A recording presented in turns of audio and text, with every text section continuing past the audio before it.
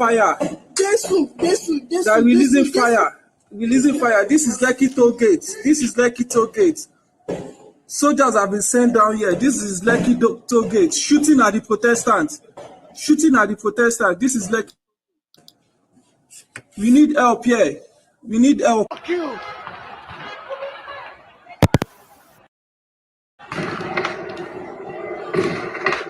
Let him shoot. Let him shoot. No problem. Everyone sit down.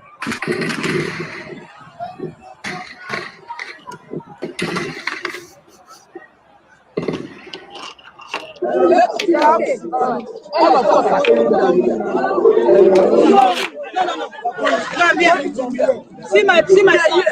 See what I was planning for us. Because none of us sit down as we seated here. Still life. We are alive. She go die. But we are alive. I don't want to care. Anybody will care about us or yeah? When they call CNN, call BBC, call everybody when the UN, they say Google. Make Google the phone now. All them. That is why they off the light. Yeah, I'm actually the boss.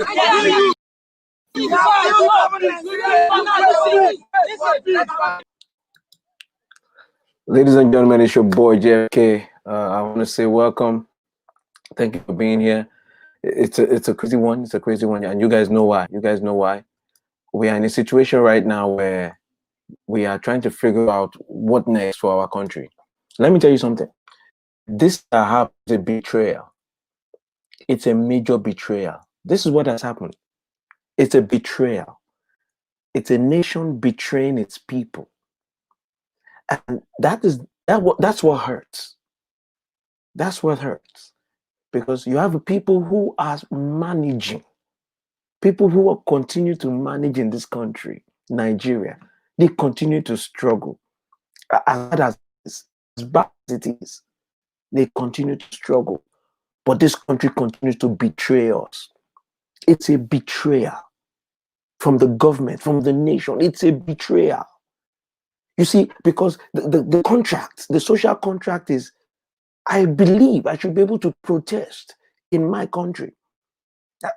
Nigeria is messed up, but I still feel that there are some things that we still think we can do, right? You still expect to wake up and go to work. You'll be holed up, but you still expect to go.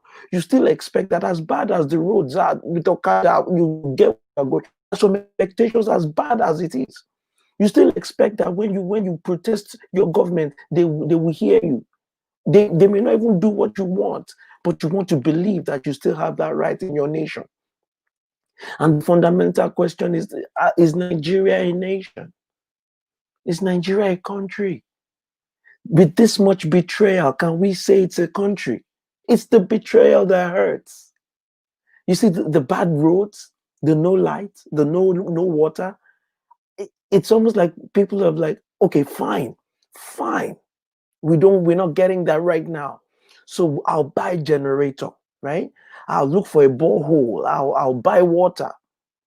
You see what I'm saying? People are fixing in their own personal lives what is broken in the national life. So we are managing. You see, but when you do something like this, you are now betraying us at a level that we are not ready for. You won't help us. You won't give us the things we need. We have stopped looking to you, government. We started to figure it out. But then you are now hurting us. You are now shooting at us. What accounts do we put that in? Where do we put that? Not only have you marginalized an entire, you see, the whole nation is marginalized now. The sorrow is given out to everybody. You are marginalizing an entire generation. You're radicalizing an entire generation. Tell me, Nigeria, how is that young man supposed to feel, or that young woman standing next to the person that got shot? I'm not talking about the person that got shot yet. The person standing next to the people that got shot by Nigerian soldiers right there, like in a peaceful protest. How are they supposed to feel about Nigeria? This is betrayal. You are betraying us. You have betrayed us. And this is what I want Nigerians to think about. We have a decision to make. We have a decision to make. Damilola is here. Please, if you're here, drop me a comment as I'm talking. But this is my opening statement. This is a betrayal. That's how I see this. You are betraying us. You have not helped us. You have not solved our problems. Now, when we are trying to get you to move, you see, a protest is just like as an appeal to move. We protest. I say we, collectively, and then you shoot us. The idea that any public official will sign any form or document authorizing force as a response to a protest, ladies and gentlemen, is beyond imagination. And this is why when you see these young people out here right now, the first thing that they are experiencing is shock, right? Is shock. Lara is here. What's up? No justification. And I want to address this. I know that many of us, even on my page today, it's been hot, right? We've been going back and forth because of the controversies involved. How many people were shot? Did people actually die? Who died?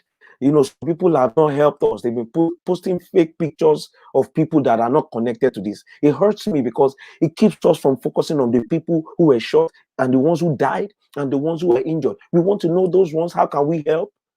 Because if you think about it, the EndSARS protest began. And one of the things that the EndSARS protests held on to that made them credible was that they were protesting and they had names.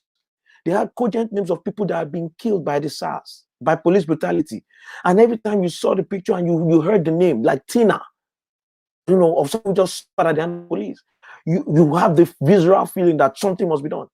And so as we are looking for truth, as we are trying to get information, some unscrupulous, I don't know what to call them. They are there, trolls. They feel like this is the time for them to put up fake pictures and fake names. And then you look at the picture. There was one picture so annoying. They did a picture of a woman, a guy carrying a woman draped in a bloody flag. My goodness, when I saw that picture, I wanted to repost it right away. But my instinct always tells me, check.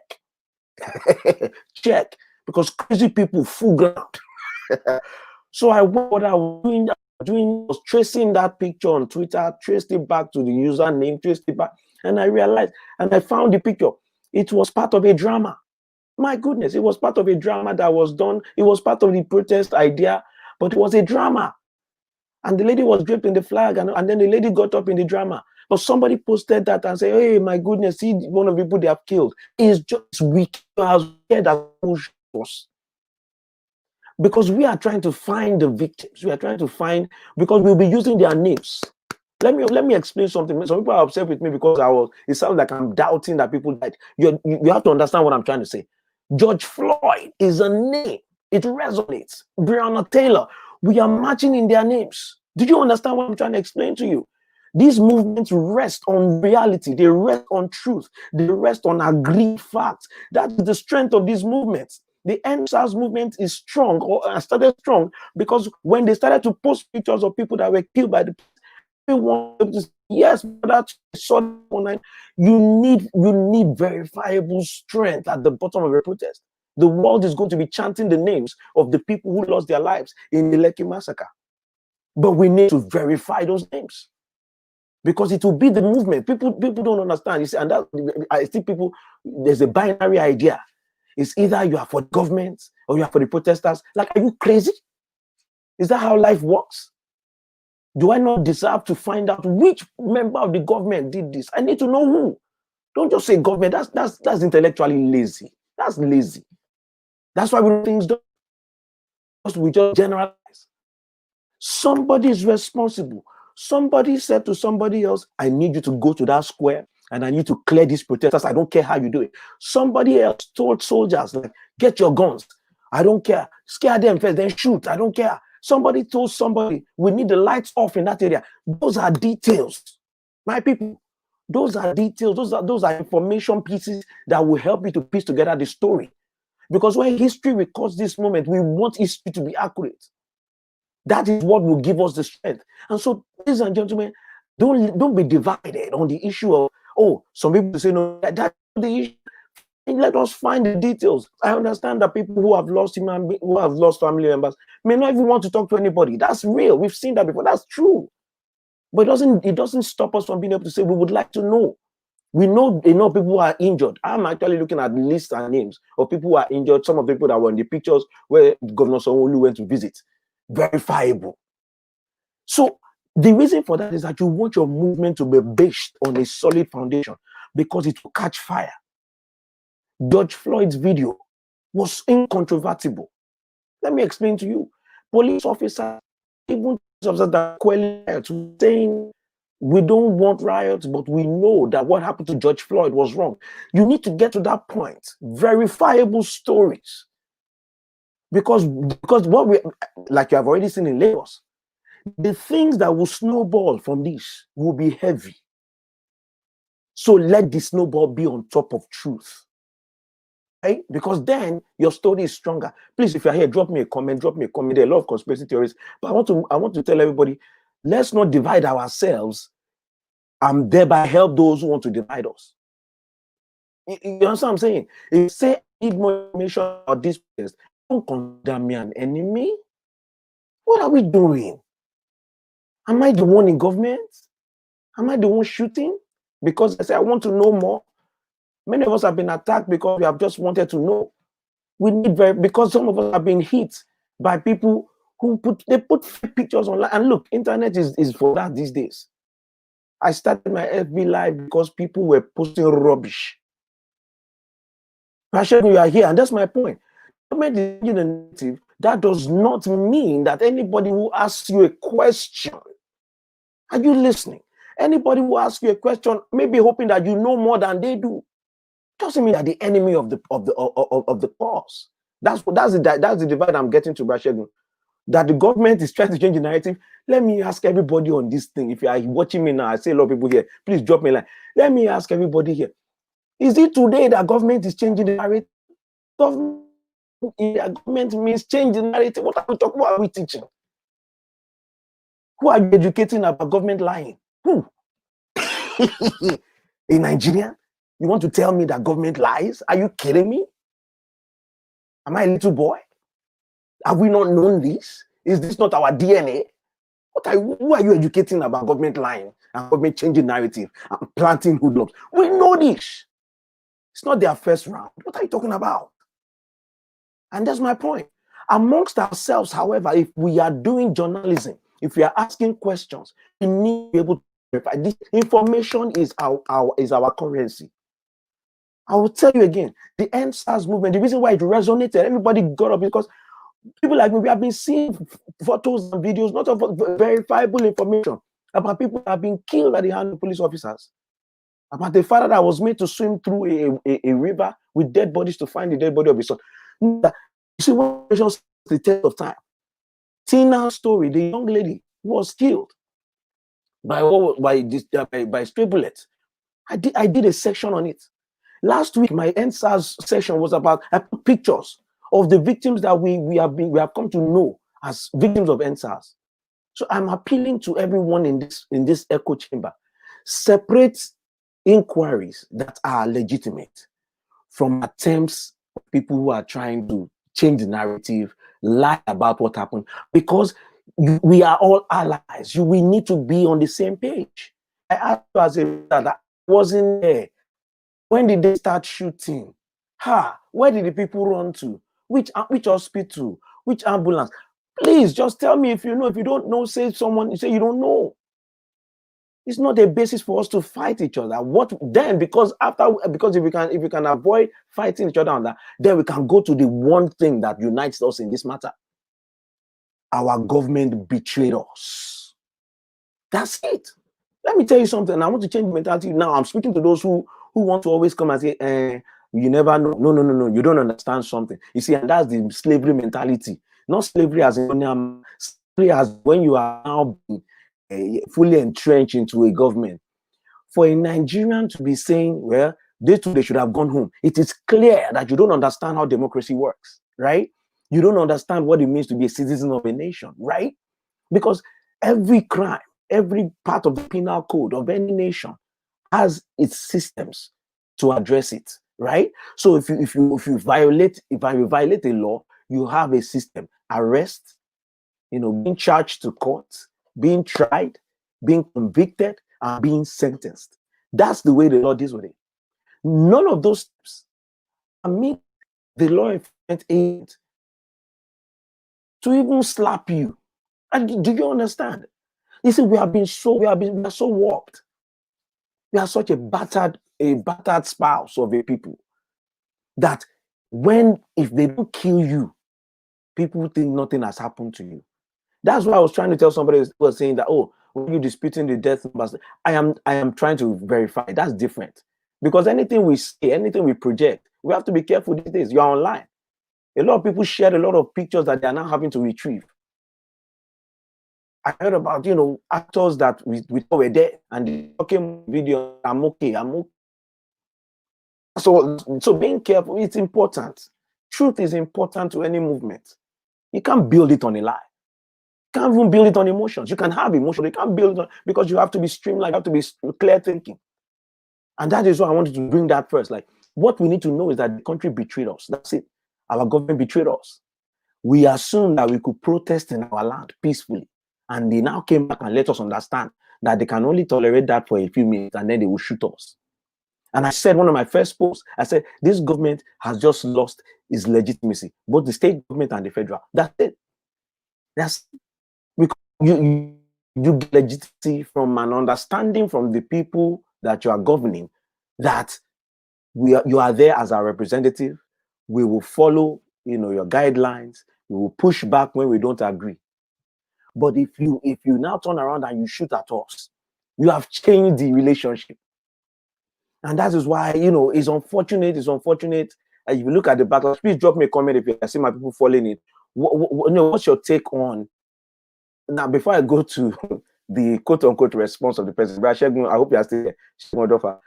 I don't know if you have seen the president's response. That's a topic. My goodness. That's a topic. President Buhari's speech on this crisis is a topic. I don't know where to start with it, but I know that it's the most disappointing thing, that yet it was something I expected. You understand what I'm saying? I expected Buhari to disappoint me, but I'm still shocked that he did. So in a way, he didn't disappoint me because he did what I expected, which is to completely miss the mark, to have nothing to say about the exact issue that has forced people to force him to speak, only to give a generic statement about law and order. The disappointment is heavy, but it should not be disappointment. It should be expected. When people say Buhari hasn't spoken, and I was like, doesn't make a difference. When it's spoken before, it has been rubbish. It's not. I don't even understand. I don't think he understands what's going on. I'm sorry. I've been saying that since the election when we wouldn't debate. So, but that aside, what I want us to be in agreement is that we have been betrayed. What do we do next? And that's why the conversation about the fatalities and casualties was important. Like I said, we're going to be building the rest of this movement on the facts of what happened. They have to be verified. I'm sorry, it's math. I'll give you that example again. Your person is verified. Her story is verified. Her case went to court. Even the travesty that happened in court is part of the conversation. A jury just came out on Breonna Taylor's case and told us that the DA's office presented them with no conversation about the homicide. They restricted the grand jury to a conversation about the recklessness of the one police officer. And I said that on my show when I said this DA is compromised. I would normally not say that about a colleague, somebody in the same profession when I was there, but this case was clearly to me one where the DA submitted some facts to the grand jury designed to lead the grand jury to a ridiculous outcome, giving them no option. And now this juror has come out and said, everybody's abusing the jury, that we did not do anything for Breonna Taylor. We couldn't do anything because of what the DA gave us. What am I trying to say? Verifiable information. You fight on that. You die on that. It's important. Truth is important. Otherwise, we become the very people we are fighting. This is the point. No, that's what separates us. If we are standing on truth, let's do it all the way. In our information, in everything we are saying about this movement, about what happened in Lekki, we need verified information.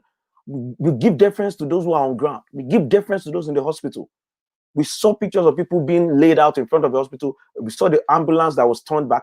Those are things that, unless they are disputed, and most of those things I've said are not disputed. The ones that are disputed, we put them in the column of dispute until we verify further. We can do this. We're human beings. We have the brains for this. Should not be all over each other talking about, oh, only if I ask a question now, I'm the enemy of the storyline. Where have you been? What are you talking about? Some of us were here in the last election begging Nigeria not to vote for any of these people. And I shut up after that. And I've said it many times. People ask me, why have you not talking about Nigeria? Like, I'm humbled. Because Nigerians have shown me that, when you care, sometimes they think that you don't understand. So I shut up because I defer to them. They know better. The same Showore that was rubbish and a thug and a tout. And yes, fine. He was such a tout that you preferred Buhari or Atiku. Congrats. Right? He wanted to do revolution now. They arrested him just on the mere name of his protest. Even then, I saw Nigerians mocking him like, look, what's wrong with this boy? He lost the election. Like, I got it. I understand. And I'm humbled and I'm quiet. But I see you guys, though. I see you now. You do want a revolution. And I'm amazed. Half of the platform of what Shore was saying was on some of the 5 for 5. I don't even care if it was true. It could have been Mogalu, it could have been Duroto, it could have been silly. I don't care. I just wanted Nigerians to show a flicker that they were not happy with this arrangement. And I didn't see it. Forget rigging. Even after election, the support that Wadi seemed to enjoy made me calm down and say, I don't know anything. I'm sorry I ever thought I did. So don't come here and start lecturing us about how to react to Saka. Don't lecture us. Let us all learn together. Let us all move forward. It's not the time. It's an insult to even to the memories of people who have died in all the subsequent causes. I was telling a young friend of mine who's a strong leader right now. I see him as a strong leader, and I was having a conversation online. I said, I understand the energy of the moment, but please let's reduce how we are crapping on generations before, right? Anything you have now, someone fought for it. It's the same thing with America. It's like somebody saying, oh, the old people, this and that. Martin Luther King is not a young person. It was when he got it, when he did it. Generally, they didn't sit down and just take it. They fought. They moved the ball to a certain place where the next generation could pick it up from. Those are the conversations I'm talking about. We're in this together. Ladies and gentlemen, I'm going to bring my boy in, man. Femilade is in the building. Please, if you're here, drop me a comment. What do you feel about what's going on? If you want to start talking about Buhari's speech already, you can start dropping your comments. I'm not ready to talk about Buhari's speech. I am not. I saw my people so distraught about how come Buhari talk like this? I'm like, have you just met him? Whether it's Jibrin or Buhari, it's the same. Look. Femi is in the building. Femi Olade is in the building. Femi, what's good? Talk to me, bro. You're mute. Let me unmute your mic over here. Are you mute, on your end? Unmute myself. On your end. Yeah. I did in my end. Okay. Yes. Yes. How are you, bro? How's everyone? Femo. Alpha, what time is it over there? 10:30. 10:30. Okay. You're still within range. Tell me first of all, how far, how close are you to the Lekki toll gate? Okay. I think I live like literally 3 minutes away from the toll gate. Why? Are you always trying to travel out? What's your issue? You're just an incorrigible human being, honestly.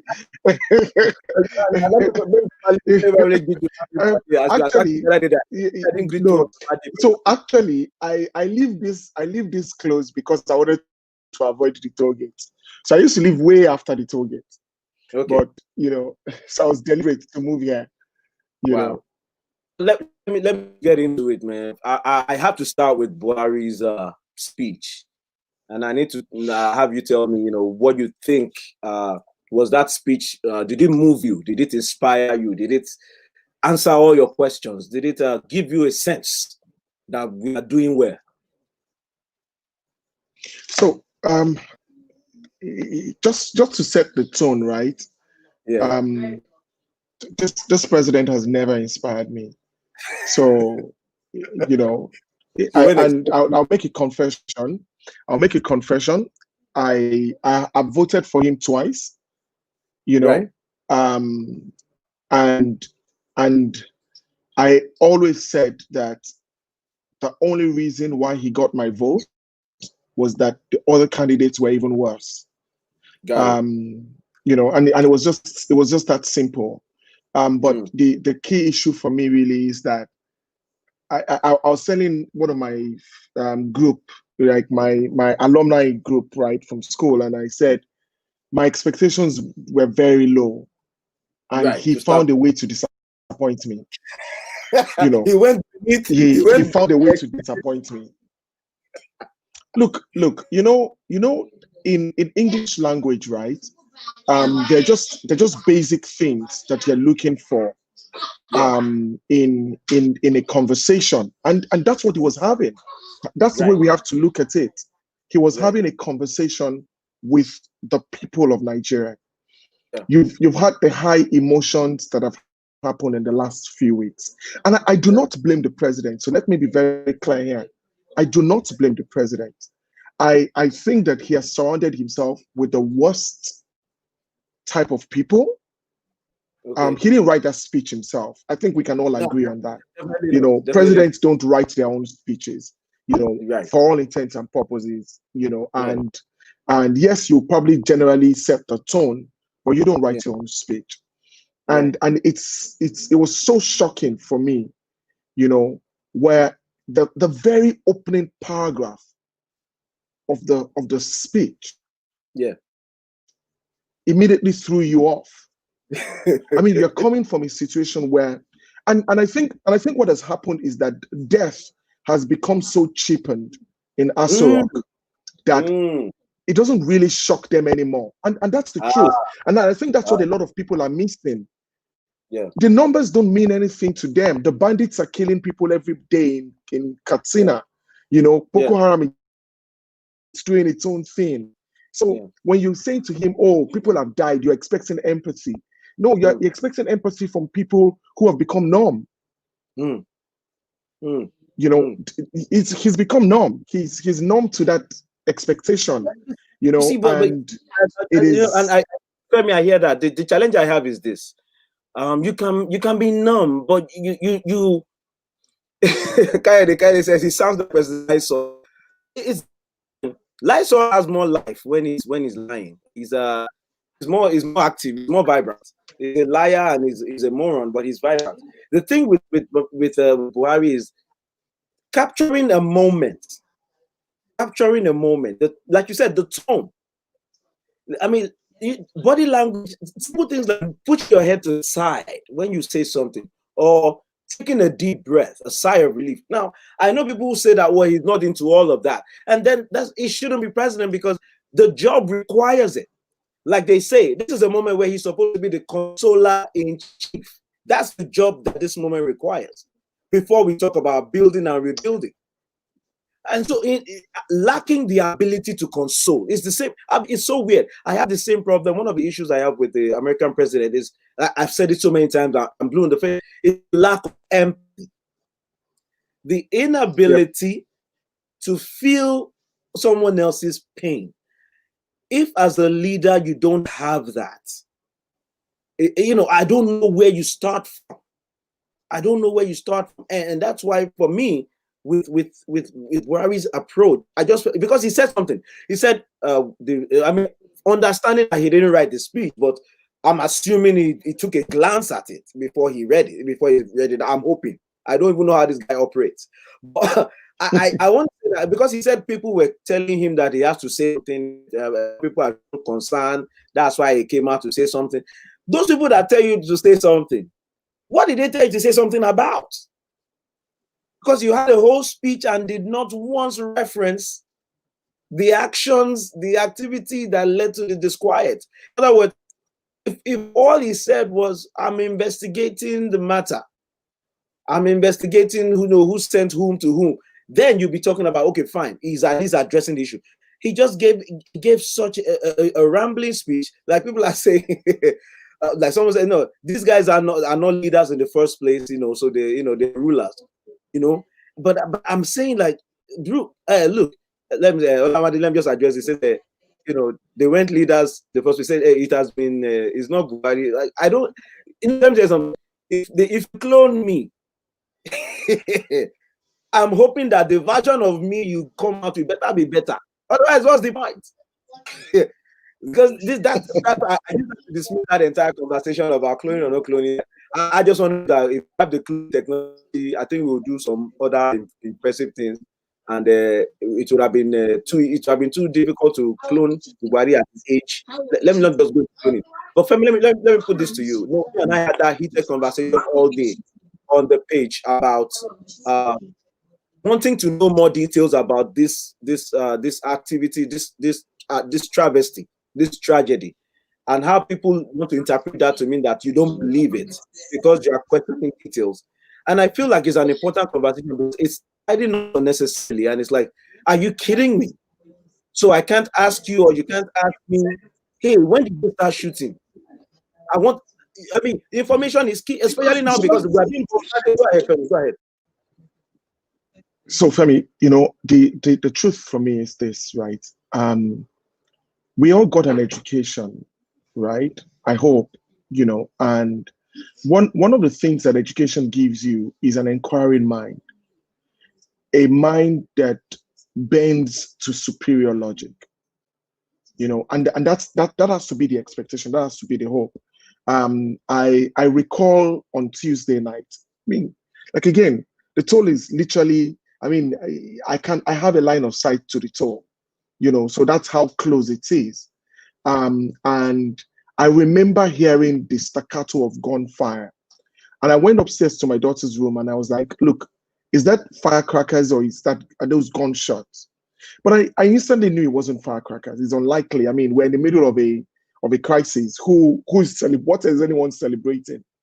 And I remember going out of the house to just get a glimpse of what was, and you could hear that staccato of gunfire. And I was distraught. I'm not even going to lie to you. I didn't get any sleep on Tuesday night. I was just shocked that in 2020, right in the front of the world, this sort of things can happen in a country that's supposed to be a democracy. And the truth is that I keep saying to people, we haven't had a democracy. When you will know that Nigeria has had a democracy is when we elect a president who's never been in power. That's when you will know that we're in a democracy. The truth is that all we're doing right now is still the journey towards democracy. But let's stay on story, right? And I was angry. I was sad. I cried, just a mixed mash of emotions. But something happened. I got a call from one of my colleagues, one of my friends, and it was like, hold on a minute, Femi, calm down and think. I'm like, okay. And funny enough, my madam had been telling me, calm down and think, but I was like, leave me alone. What do you mean? They've killed people. And then the more I thought about it, okay, hold on a minute. You've said to us that a number of people have died. And in the course of the video, you've also said to us that the army is cutting away the bodies. Honestly, I don't dispute any of those because I wasn't there, right? It's their story. They've got to own it, right?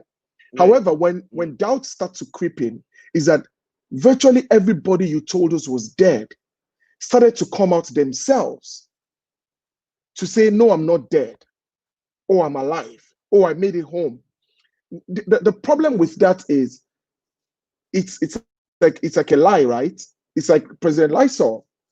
No matter how much truth he tells, the world remembers that it's coming from a liar. So the tendency is that they're going to question everything you say. So the fact that you've said to us that 11 people died, and we are struggling to have any evidence of those people dying. I'm not asking for bodies now because we're not even yet in court.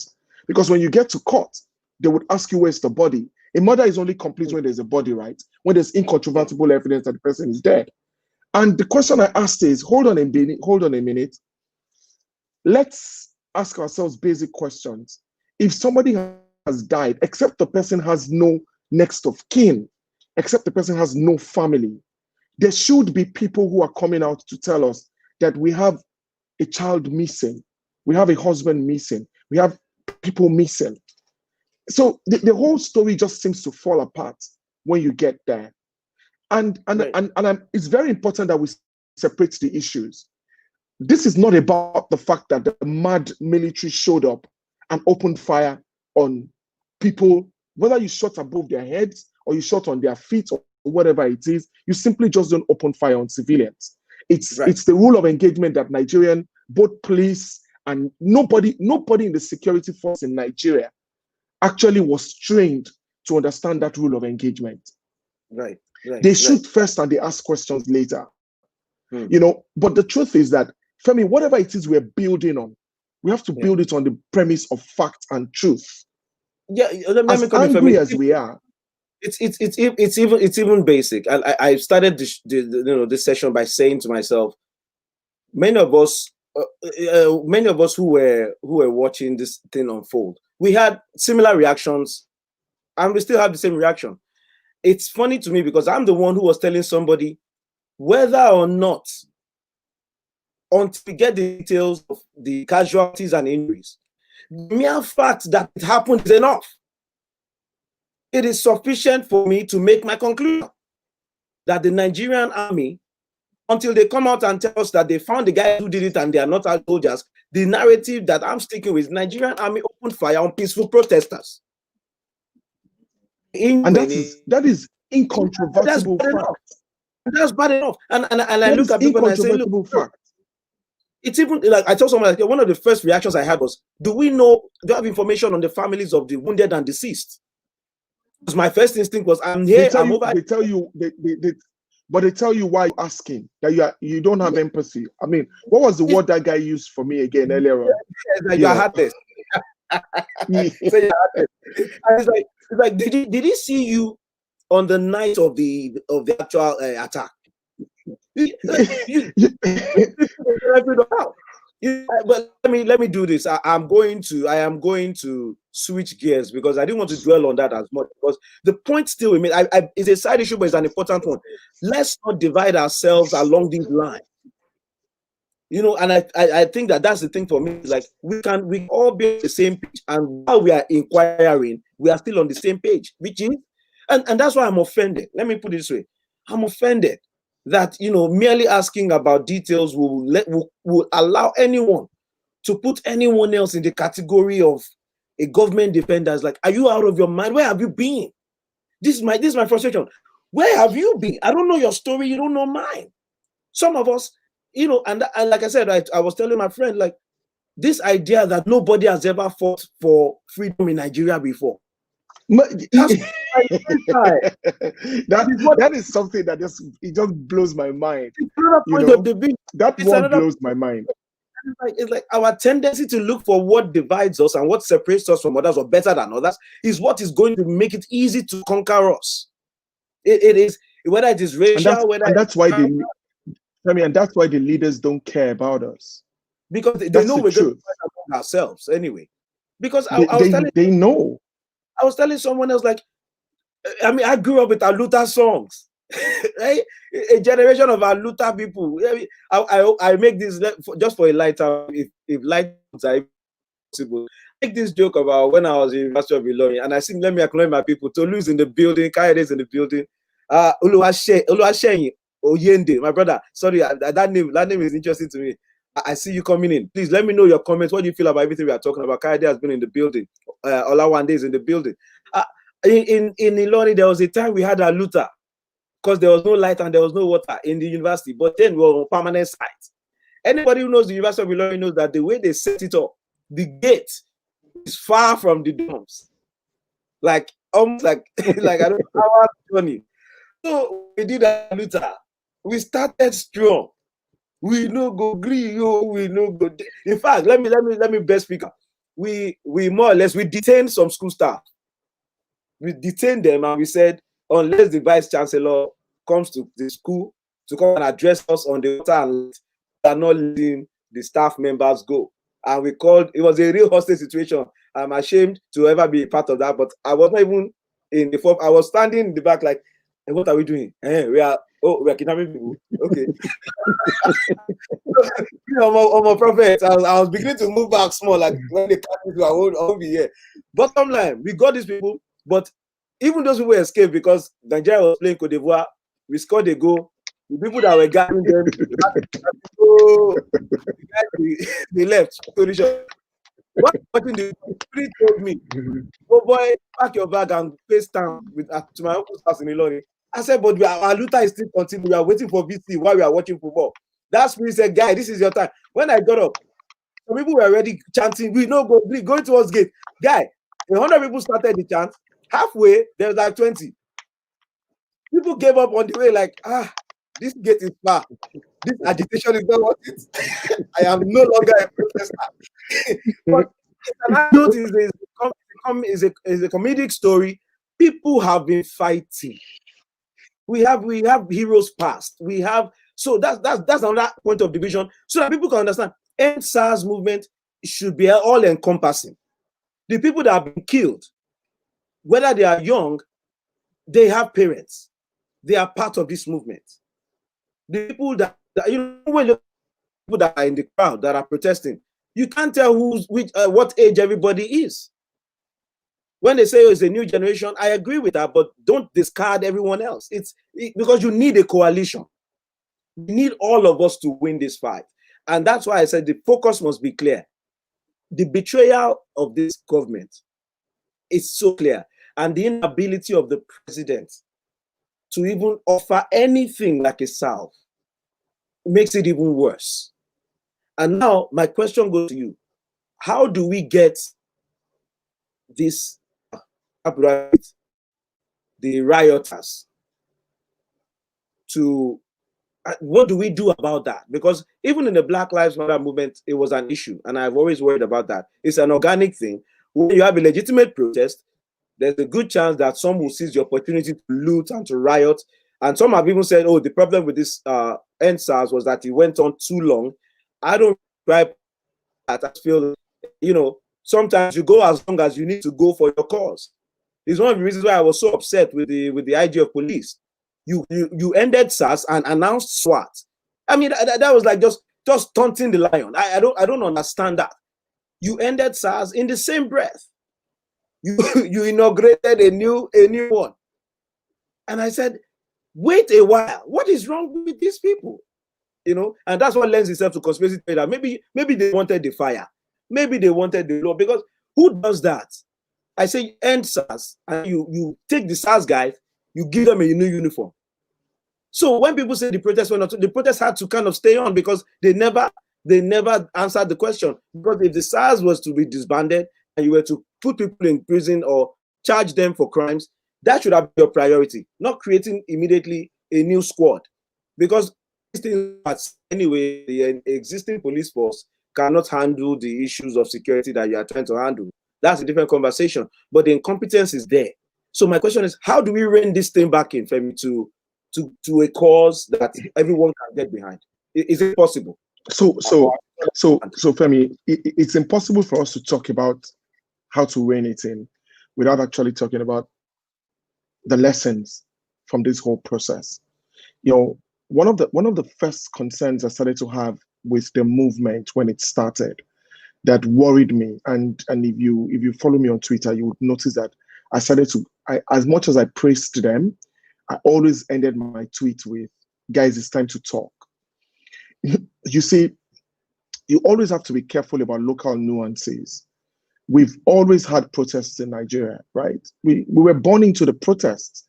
When the kids came out and said, oh, we're the Benudake generation, they gave us names and all of that. And they put us in an age bracket, and all of that. And I laughed. For those who I could educate, I tried to educate them.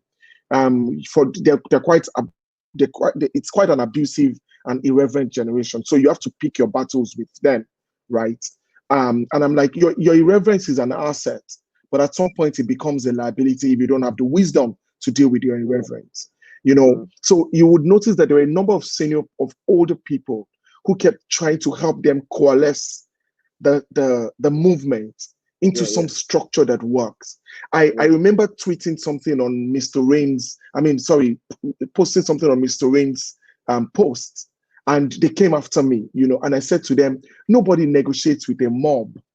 Guys, nobody in the world negotiates with a mob. Everybody would always negotiate with a leadership. You've made your point in the first 5, 6, 7 days. Now you needed to negotiate, but nobody's going to negotiate with a mob. It's never happened in the history of the world that you negotiate with a mob. Even think about it, even during the 1600s, the 1500s, when you're trying to get a truce in a war, the soldiers will still be fighting. The leaders will go into a room and see if they can negotiate a truce. And then if the truce doesn't work, they go back to the trenches and say, the truce no work, or make we continue to the fight. So you see, the reality is that when they allowed the movement go on without a leadership, it was a funny strategy, because you have to remember you're not in South Korea, or you're not in Hong Kong. This is a poor society. And it's very important to always understand that the same way you brought in the BLM movement, the reality is that who were the guys that were looting? The guys who were looting were always the poor. So when in any society where you have a preponderance of poor people, the tendency is that when there is a breakdown of law and order, they see it as an opportunity. It's as simple as that. The lack of policing. It's math. It's like I look. I'll share you what I said. I said, on the one hand, when I see looters, I say I hope they get caught, and I hope they face the music, because what happens is that people who have been waiting all their life to get an iPhone that they can't afford, and they see an Apple store being burglarized in a protest or riot, guy, they are running there for this once in a lifetime opportunity to own this thing. So, but I'll be honest with you. Now, let me push back a little bit on behalf of some of our younger people. Is the idea that generations past have used the formula you described, is how all negotiations happen. There must be representatives to negotiate with. That's just necessary. But the issue is, people look at that and say, and how well has it worked?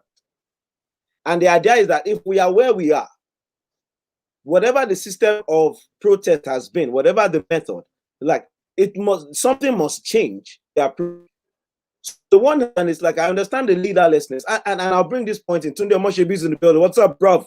What's going on then? See, Tunde is talking like an old man. Now you see, Tunde, you are the reason why they're calling us. They are telling us to sort of okay. So this protester that is trying to amenities they enjoy in the country is just unnecessary. Then he said something else when he first came in too. Very problematic. He said the problem is the youngsters, the protesters should just calm down. So this is why they are telling us to go like, they can't calm down. They can't be calm because there's nothing to be calm about. But here's where I was going. When Showore wanted to do revolution now, I would revisit it, because the pain I had then was just a question of, why let this guy have his rally? Because if you start off with this hand pushing down rallies, and even then they were saying nobody will come out for his rally. If you are saying why afraid, and I know people who were also saying, why did he too call it a revolution? Like, what are we? Why are we like this? Well, it's the name he called his rally that is bothering you. How many weapons has he amassed for the takeover? You understand? But my point is this: whatever was leader showed himself, and they picked him up, and they quieted his entire movement. And at the time, I said to myself, I said, the way this government is operating, you are discouraging people who have other ways of handling this matter, which means you are awakening people who will look for a different method. Same thing with the election incident. You shoot at the peaceful protesters, everybody will go home. Do you know who's left on the street? The rioters. Because the ones that said, and I was shaking for all the looters and burners, because I don't care whether or not you're saying you're burning Tinubu's house. For me, the problem is always that you are not, first of all, like we said at the beginning, so they have bought some places now that they thought was for Tinubu. It turns out it's not for him. Because when you are doing that kind of thing, you don't always, verify. You just, somebody one alone, and it's like, you don't think straight. So I look at the government for that. When I see this leaderless movement, I say, when you have frustrated movements with leaders, this is what you get. Unfortunately, like I said, the masses suffer. The people suffer. The people suffer. They suffer the hand of the oppressors. They suffer the aftermath of the vandalism. They suffer for the inability to go to work.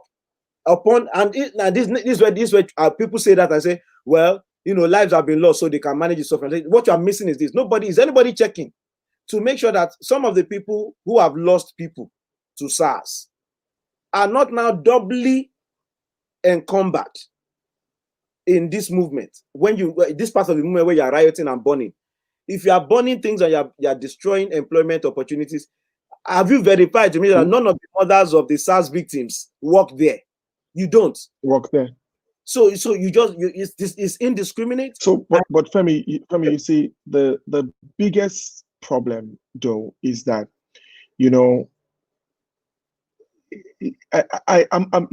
the biggest concern is the failure of leadership that we have,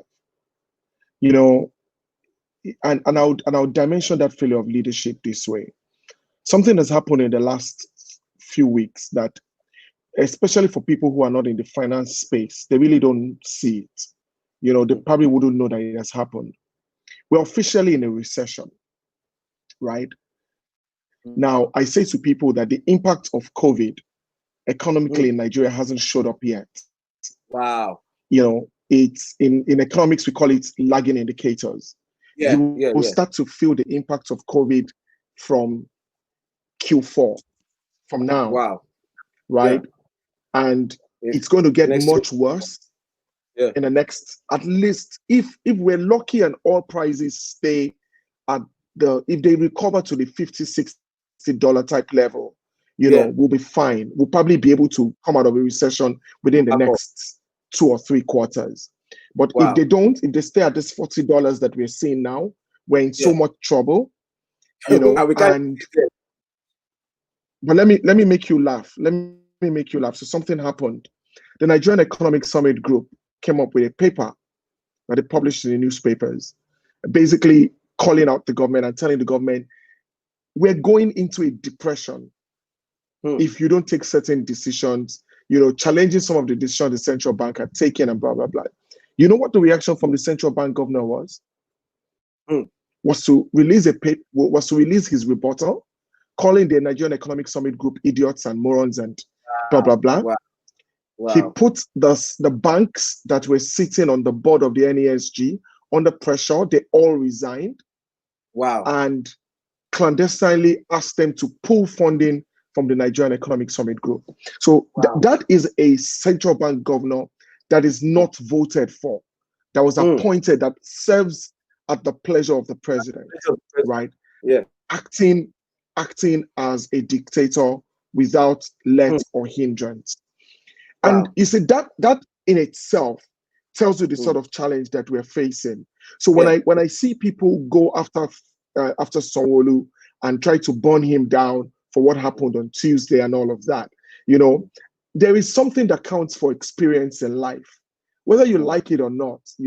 When I started out my career, I probably used to look at the older people, kill on more, but the older that I've gotten, right, the more I realize that you can't buy experience. If you've seen something happen before, you know how you reacted, and you have lessons from them. Yeah.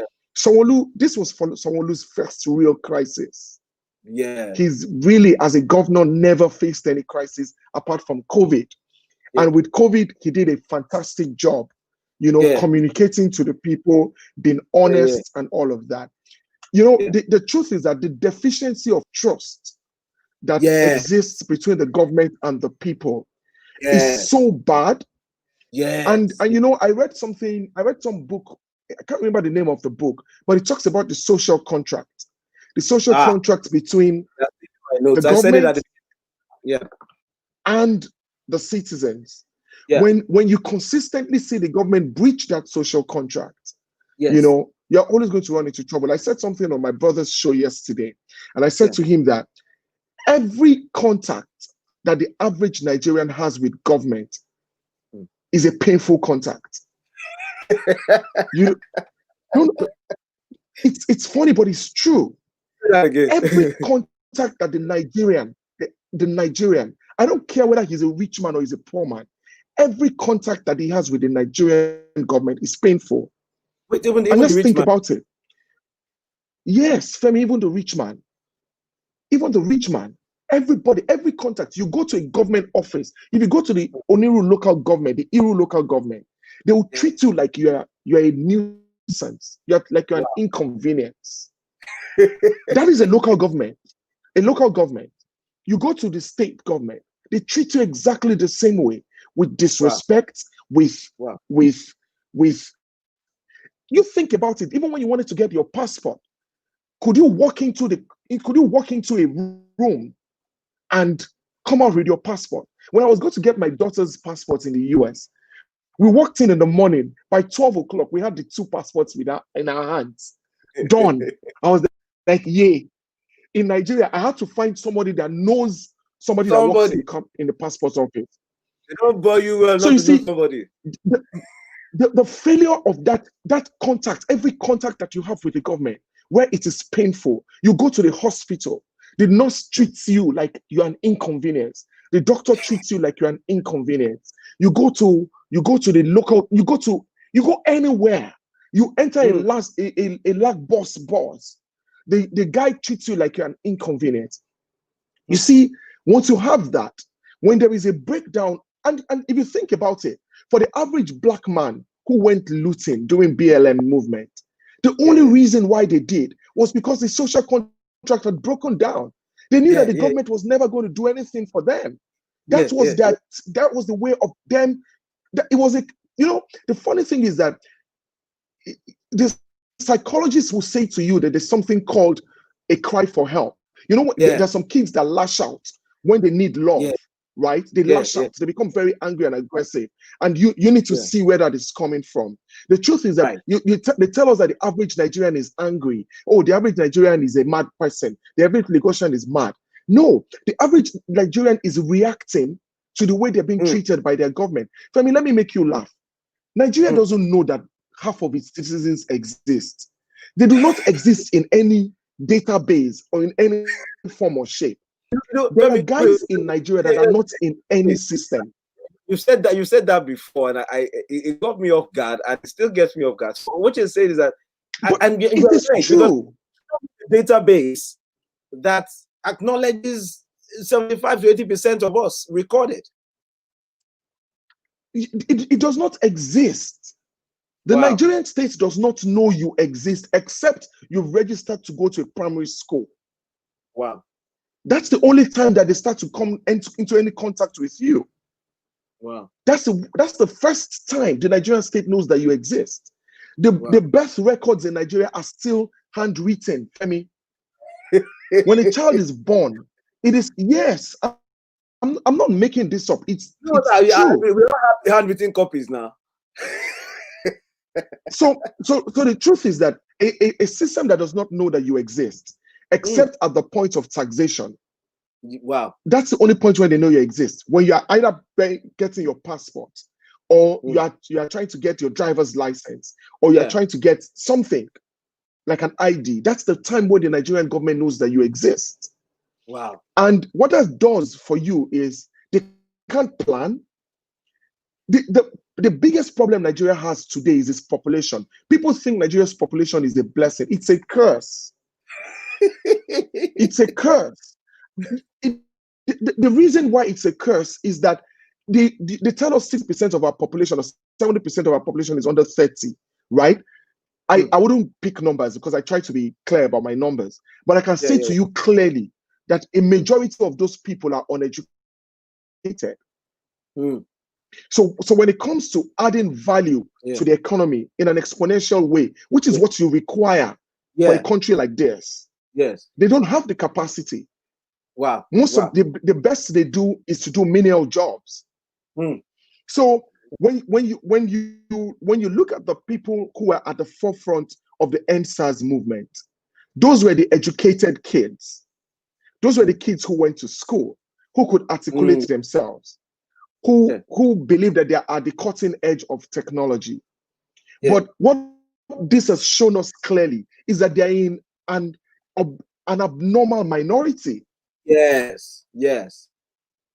They're in an abnormal minority. So you see, I'm hoping I'm not going to, destroy anyone's paradigms here. But the truth is that when you sell that concept of hope, the only hope we have, honestly, is in the divine.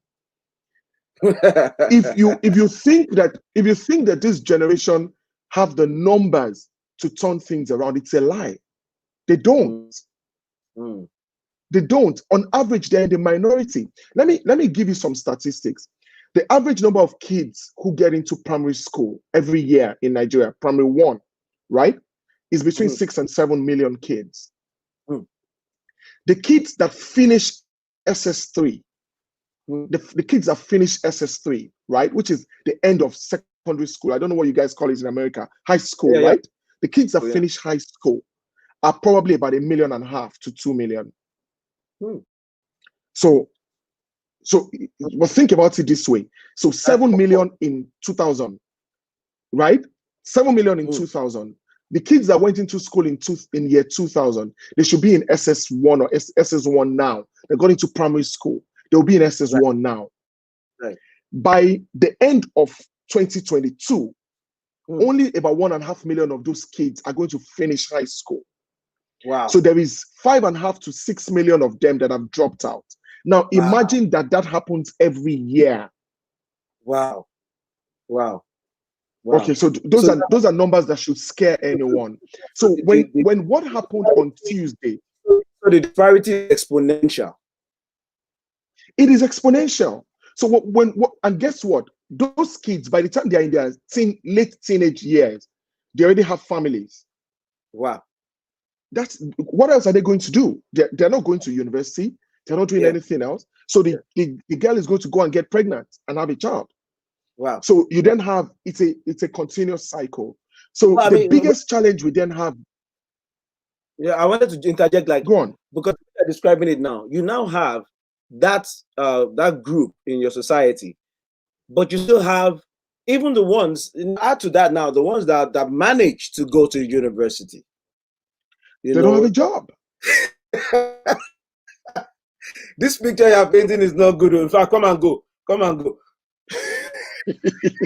No, but the truth is that those facts need to stare us in the face. And that is why I am so scared about the type of government that we have. Yeah. If I have these statistics, and I only have these statistics because I was working with a group of educators, right? I was working with a group of educators who gave us those statistics, and it just scared me. It just scared me, And the truth is that as you think about it, and you think about the future, you look at the NSAS crowd and you say, fantastic, intellectual, smart, blah blah blah blah blah blah. They now decided they want to go and form a political party. I laugh. I laugh because you overestimate your numbers. The real masses of Nigeria are the ones you saw looting. That is the average Nigerian, Femi. So let's stop deceiving ourselves. No, let me push back. No, because we have DST. I'll push back on you. The average Nigerian is a fine gentleman. He's not into looting. He's not. You want we, as Jesus said to Pontius Pilate, you want we. I think that's a reality. I think the sadness that comes is based on the idea that, again, all of this is in juxtaposition with and to our potential, right? What we could be. Yes. if certain things Yes. were improved. And you know what is missing? You know what is missing? Yeah. Dr. Stella just mentioned it. She mentioned what is missing. Yeah. It's about Let me, it's about leadership. It's about yeah. leadership. Yes. It's about leadership that is not thinking about an election cycle. I've always said this, that the worst thing that happened to us was the constitution that the military handed over to us. Wow. That's the worst thing that happened to us. You see, that much the 4-year election cycle, cycle is a curse for countries like, for developing countries like Nigeria. It's a curse. Because let me dimension what happens in government to you. With 1 year before an election, no governance happens.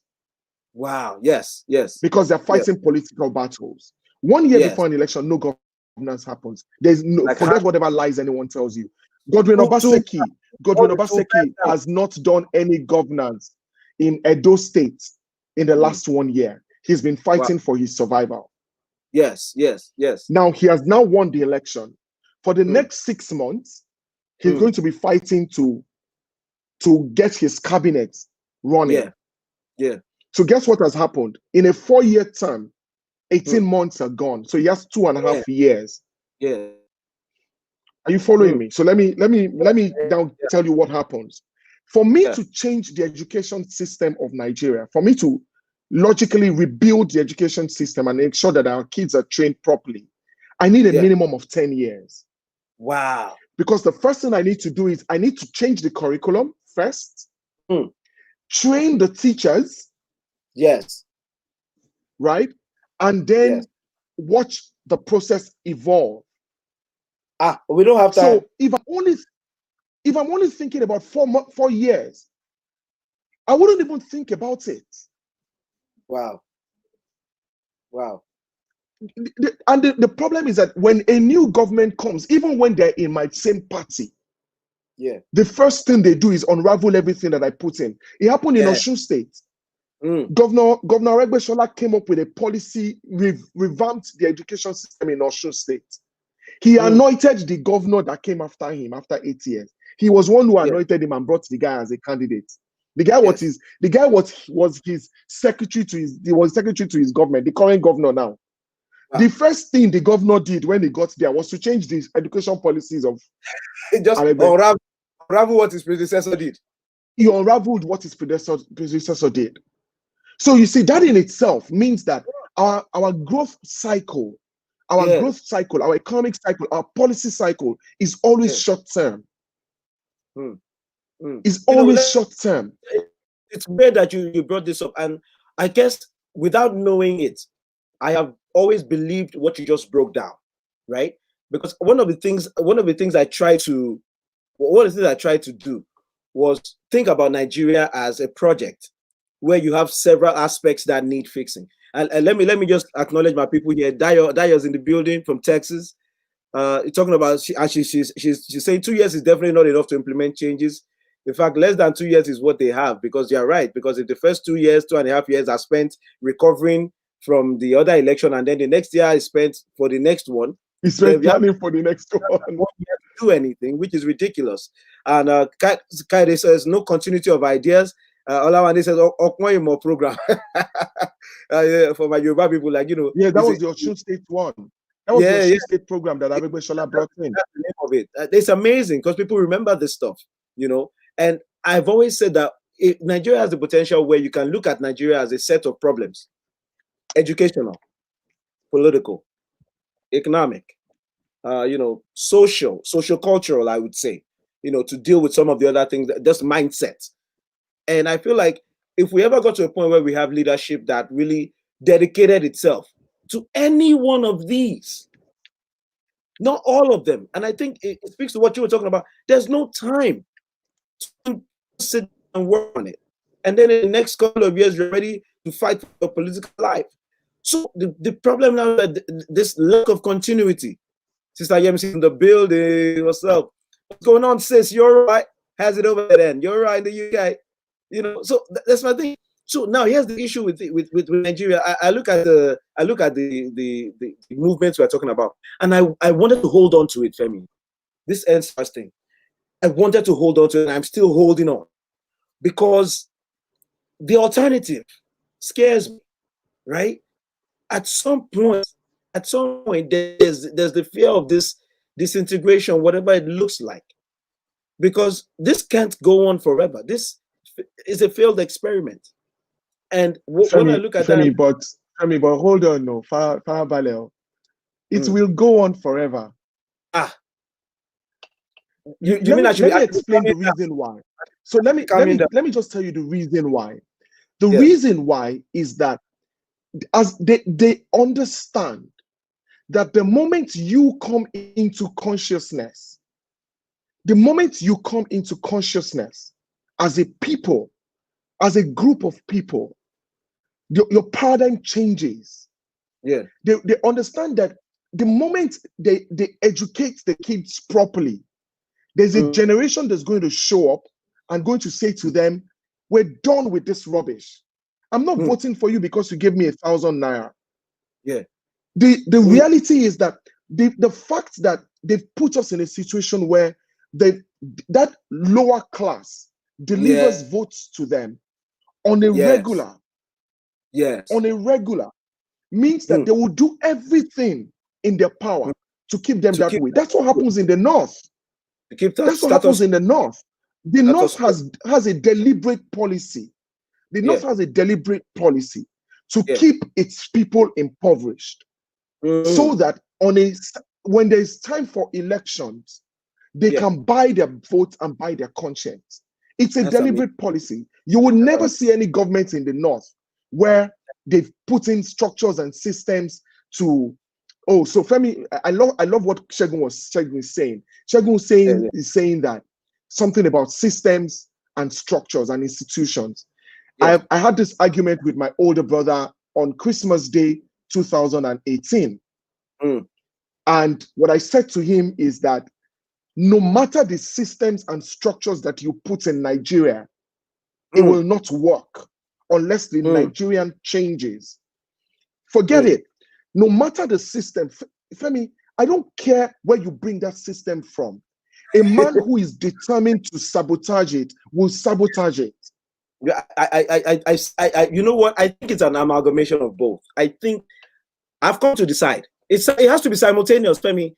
It has to be simultaneous. Tell me one system that has worked. They told us BVN.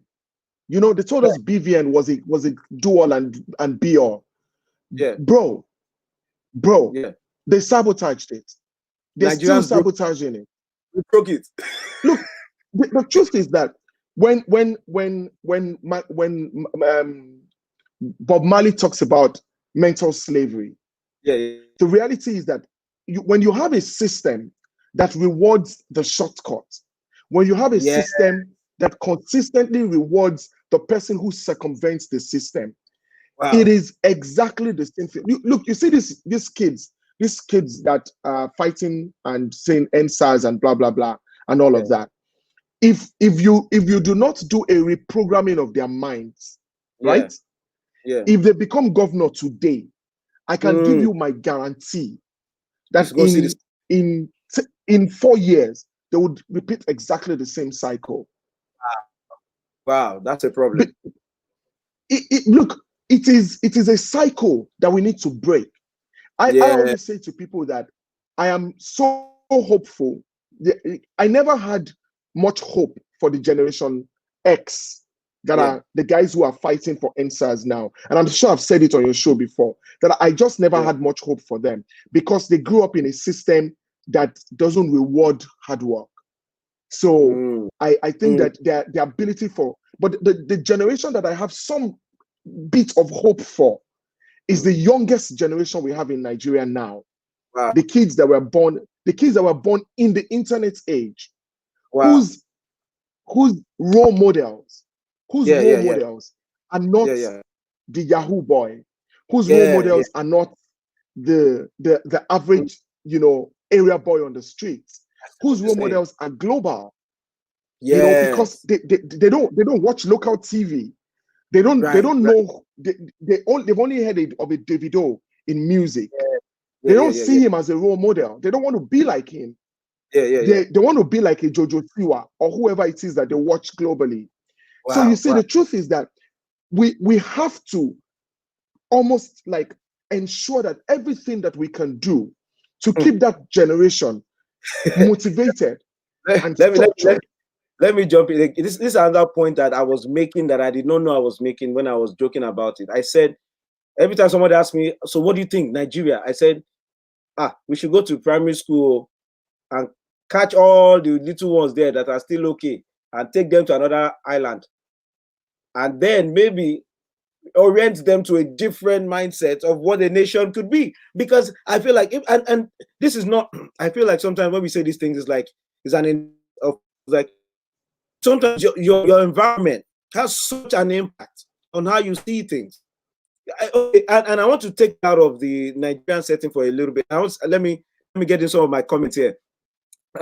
Sister MC is in the building. Sister MC Jenkins, she's agreeing with you. Says that absolutely, Femi, keep people impoverished so they can't think, and their mind is set, and their mindset is as long as these people give us the crumbs. Exactly. So you keep them in a constant state of need, and you supply that need when the time comes. And you supply that need. It's like a drug. It's like a drug addict, Femi. It's amazing. It's sad, and I begin to realize that it's so subtle in terms of how it's. Please, where did you get Coyote from? Where did you get Coyote from? Coyote is my boy. The guy said the problem is in the law. You are not serious. The continuous dialysis. There is a blood transfusion issue here in a metaphorical sense, in terms of a mental state. Like, and that's. Let me come back to what happened, which is the reason why. And I'm going to let you go soon. I know it's late over there. What happened? We were talking about the idea. One of the things that got me upset early was the idea that people would say, "Oh, these NSAS guys." Almost, they won't say it because they know they get backlash. But it's almost like, oh, well, what did they think was going to happen anyway? They thought they could just be up there and happen. Mental makes you think it's all right to retaliate against citizens for protesting. Retaliate against them in the first place is a no-no. Secondly, retaliate in the way you did. Retaliate with live ammunition. It's like, if you think on any level that that's acceptable, you are the problem. And it's what you were talking about. If the mindset is, there are people online talking about, well, this is how that's like, I'm missing, and that's why we're not getting where we need to go. Because the day you begin to realize, as a citizen of the country, going back to your social contract, you have the right in your father's land to stand in the front of any monument which your taxpayer, your father's taxpayer money built, and say, I do not like this that the government is doing, you must change. Even to the point, and that's why I got in trouble with some people. I said, they were people like, well, they violated curfew and therefore it's criminal. I said, the curfew they violated has its own remedy law. So it's not even. It's not a hard. The punishment for curfew is not gone now. I lost my mind on the same thing here in America. Every time we talk about, the police doing somebody, they say, what did he do? What did he do? Like, oh, and then they put up the video like, oh, you see, he was smoking marijuana last week. Like, bro, the penalty for smoking marijuana is not 7 shots to the back. That's all I'm saying. There's a system for this. And if they were shooting everybody that smoked marijuana this exact same way, there'll be very few people left. There'll be very few people left. And the person shooting him will want to smoke marijuana to calm down for shooting him. So you have a mentality that just doesn't even understand what we should be entitled to. And so where do we start? But your point is well made. There's a generation coming. I tend not to give up on even us as we are here. Because the truth is, we know what things should be like. It's just a question of understanding that is it possible, and giving up and saying we will work with what they are now. But we know it could be and should be better. And I said something, I was saying somewhere like the next 23, if there was a way to convince, I said if I won the lottery, shout out to all my guys on the chat. I said if I won the lottery, bro, and I came to some millions that I can turn into billions or trillions Nigerian money, I would pay people in 2023 not to vote. I would actually literally go and say, how much did they give you? How much did APC give you? Say 5,000. I say, yes, 10,000. Give me the 5. Take the 10. Do me a favor. And who do you want me to vote for? Tell me. Oti Wale. Like, thank you. On election day, I want you to stay home. You know, because I felt like the last election, I just felt like it's a tacit approval of the system to participate in it at this point. And people talk about the rigging of the election. I said, yes, I can rig when I have, you see, I said this, every conspiracy theory has an element of truth that allows it to grow. That's what validates it. That's what validates it. And then I can build a house of lies on this one kernel of truth. And that's what happens with these elections.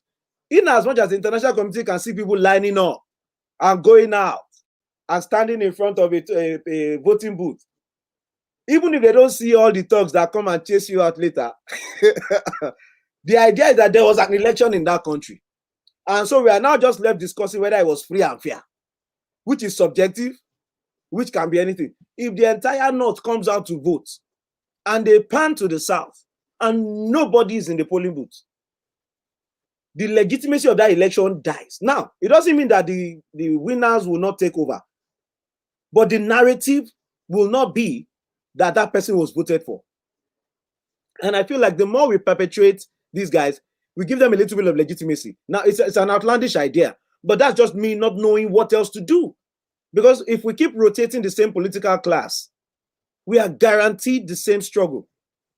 We are guaranteed the same struggle. And right now with the NSAS movie, I feel like I just say political party, but I'll be honest with you, I don't see them doing it any other way. You know, I see that, so you know, let me put something in your mind. Let me put something in your mind. You know, when Shore came out as a presidential candidate, and what's his name? And Fela Duotwe. Yeah. No, I was even particular about Shore and Fela, right? Yeah. And I said to people that these guys they're a bit naive. They're a bit naive in the sense that if you understand the Nigerian system, the British have put us in a situation whereby you cannot win the elections without the North. True. It's the scam that the British sold us from the beginning. Yes, mathematically, which was a deliberate scam. Yes, which was a deliberate scam. You know. Wow. And so the truth is, for people who have a visionary outline or a visionary outlook, that's the word. You need to localize your vision when you are in a contraptment like Nigeria, right? You need to localize your vision. You know, the likes of a Shore and a Fela should be sitting in a state house of assembly. Wow. As governors. You see, you have just changed the presidency. You have changed my entire paradigm. Because I was going to argue with you on that, but you made sense. You just made sense. No, but it's the truth. You're never going to get the North to vote for you. So don't even bother. Focus on the places where you can make a difference. Think about it. Imagine if Fela Duotwe was governor of Ogun State, young 40-something-year-old guy, visionary, smart, can bring the youth people together. That is actually the way we need to be thinking. So you see, when the youth are talking about 2023, they will be naive if they think that it's the presidency they should be focused on. No. What they should be focused on is, you see, those state house of assembly seats in Lagos, in Lekki, in Oniru, in Surulere. That is where you can make a difference, because you can first things first, you localize your spend. Yes. Whatever money you're spending, you localize it. You localize it in your mobilization. You localize it in your intelligence gathering, in making sure that you can protect your votes and all of that. Just focus on that. It's a process. You see, because when you have 4 years of those guys in government, and other states can see the difference that those guys are making. In the next cycle of elections, you move them up a little more. Yes. You move them up a little more. Yes. It's the way we all treat our business now. Everybody, you hire 25 analysts, and then you start to sift out and look for the leaders amongst them. Those are the guys who become partners. You know, and that has to be their approach. The problem is that they've told us our mouth is smelling. So hopefully they would hear what we're saying and make some sense of it. You're making so much sense. You're making, because I'll be. It is as simple as that. You see, you know, let me tell you what you just did for me. I'll let you go now. This has been my brother Femi, and Kai has been on here. Olawande has been on here. Everybody's feeling what we're talking about. We're talking about we started with the answer, but we are coming to a complete one, because someone said, "What's the solution?" And that's where we are now. Now, how do we change this? And you brought together two things that I've thought I never brought together. I was a bandwagon for a third-party candidate for federal elections. Now, on the one hand, I wasn't so naive to think they would win. So that was not my problem. My problem was to change the conversation slightly. I wanted to test the theory that there are still enough Nigerians, however, whatever number, that they are that want something new. I wanted to just see. And I felt like there was such a downplaying, a pushing down of the concept, that I lost all hope. But what you did for me now is to help me understand that if I look at Nigeria as a whole and I see that, oh, they didn't allow Showore or Mogalu, those guys, to come up at all. We didn't even hear their, like somebody said, they will not even win their polling booth in their house. I was the one who told you that.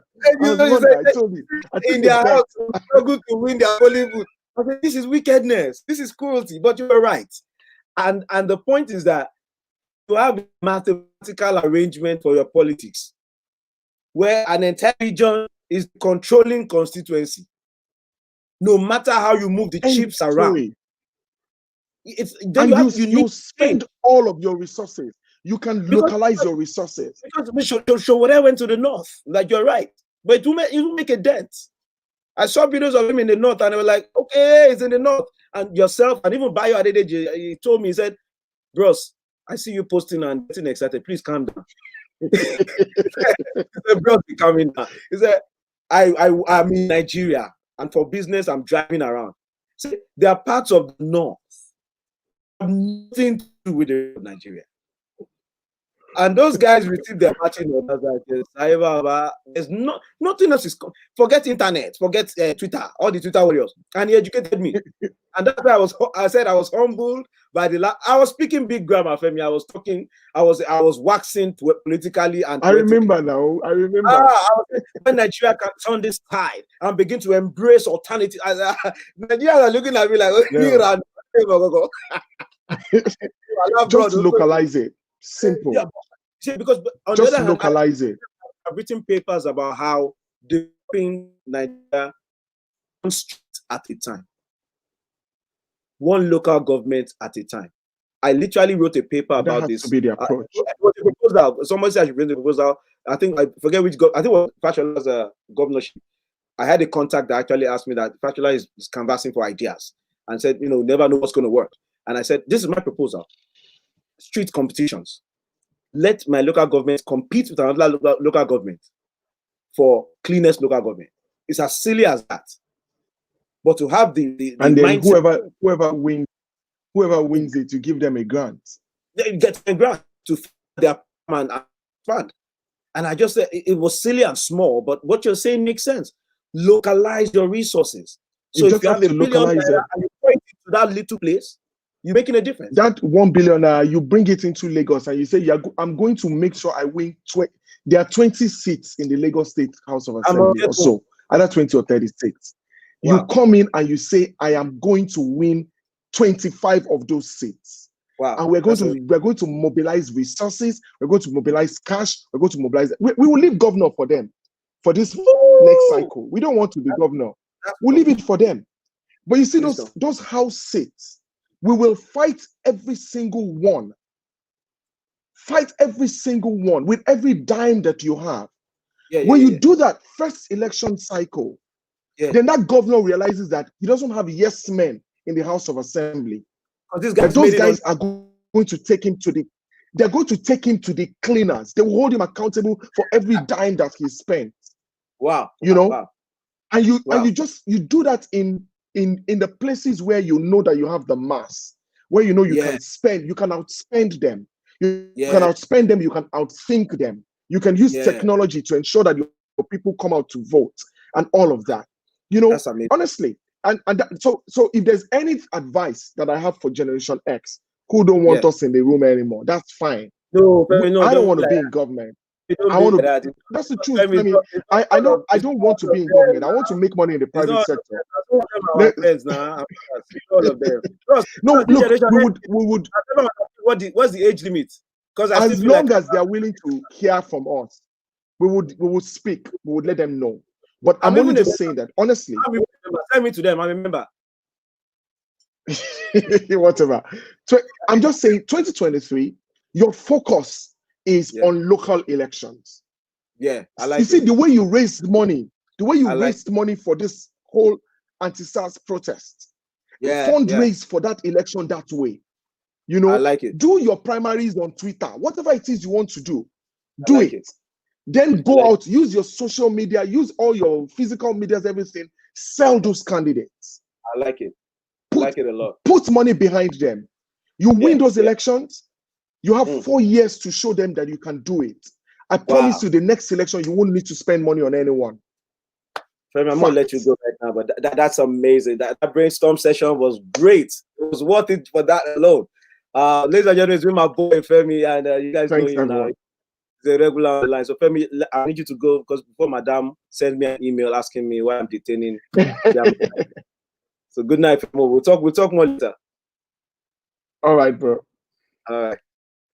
Ladies and gentlemen, that was amazing. I love the way that even came off. Like, because we're not only talking about what's possible, and I this is the thing. I was holding on to NSAS because I wanted it to lead to something.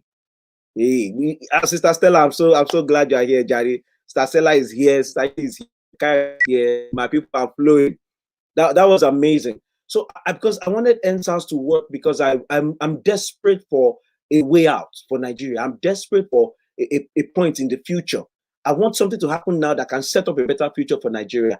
And I love the way we are setting this up because it's true. I went online and I clicked and I joined online, at least the Facebook page for the, I think it's YDP, Young Democrats Party. And that's the party that seems to be coming out of the NSAS movement and moving away, because this is where I'm at. This is where I'm at. And I like your point. God, I was going to ask Femi, but I think in a way he answered the question. Godfatherism is a major issue, and it won't allow you to do things. But I think one of the and that's precisely why NSAS is important. If you look at what's going on with NSAS, godfathers at a certain point this week were afraid. You can change me on if you think I'm wrong. Godfathers this week, for the first time that I remember as a Nigerian, godfathers were shaking. They shook a little bit. It may not be much, but I've never seen it. You see, when you have godfathers coming out and quickly telling you that I didn't do it, I'm telling you, it's not a small something.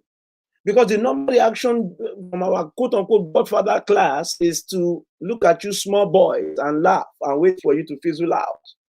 In this moment, there's a recognition that of innocent guys, this generation might cost you. And I've always said something. Godfathers, politicians, all these guys of a certain age, in any case, they need the young guys to do their legwork. They are not their own political thugs. They are not their own political touts. They need a number of young touts to do their work. If they lose the pool from which they are fishing out their touts, it might be an issue. Sister Stella, they reacted because they were nervous. Femi is exactly right. Today, your point is made, and this is it, because that's what we're talking about. Because what is godfatherism in many ways? Let's break it down. Ladies and gentlemen, talk to me tonight. If you are here, I love the comments. Let's do it. I'm talking about NSAS and moving from the protest level to change. Because let me connect it to what happened in Lekki, right? The sacrifices of those that were injured, killed, at that particular point in Lekki, it should be the foundation for the movement. In other words, we move in their name. This is the biggest tribute you can pay to everybody who has sacrificed money, time, and their body for this fight. The biggest thing you can do is to make that fight count. The worst thing that can happen is after all of this, for this to finish and to be done, then you come back normal. Normal meaning bad. So the conversation we are now having about how to move from that into something solid, and that's why I like the way my conversation with Femi went, because you could say the fear is there. When you see them forming a political party, you have the same feeling you've had about political parties, like, here we go, they're going to turn out the same way. But if you can interject something different into how that party works, it's true. We can this change. And I've said this before, and it's like Femi reminded me of things. I wrote this. 2 days in the building. Yeah, listen, man. 2 days. Every time you are here, it's a good time, bro. What's going on? How's Boris Johnson doing? But you see, here's my point. Nigeria is a geographical behemoth, right? Nigeria is geographically intimidating. The reason I got humble, one of the things that made me humble last year, when I was waxing like this, what we should do, Nigeria should do this, I calmed down. One of the documentaries I watched on YouTube was the documentary about the Niger Delta and the bunkering. Illegal is a community. I saw how these guys were going into the jungle, locating pipelines. Some people had already cornered a section of the pipeline that they had already busted open. It was their shop. They were the guardians of that particular busted pipeline. If you want to come and collect oil, you pay them. So the guys got on barges. Now they had designed a boat. The entire boat was a barge. The fearlessness. These guys, many of them, they were naked because they didn't want their clothes catching flame. I don't know what the title. Google this thing on YouTube. The Niger Delta, organized. There was an educated guy that was leading them. They had built an estate for themselves from this illegal bunkering money. Do you know what I'm saying? When I looked at it, I said, that's an ecosystem I was entirely unaware of as a Nigerian. You hear about the Delta, but honestly, you have to be there. And when you are there, you will not even get to this place I'm talking about because only certain people are allowed. So there are subsystems existing. Baby, Nigeria's geographical size is underrated. It's major. I think Showore thing taught me that. How many localities in the north can Showore ever visit in his lifetime? If he visited 2 places every day, how do you traverse, even with planes? How do you traverse? Some places are not even on any map. They are within the geographical boundaries, but they are not in the map. It goes back to something that Femi also said. It's like, we don't even have a data system to start with. What are you working with? How do you design an educational system for children and you don't know how many they are?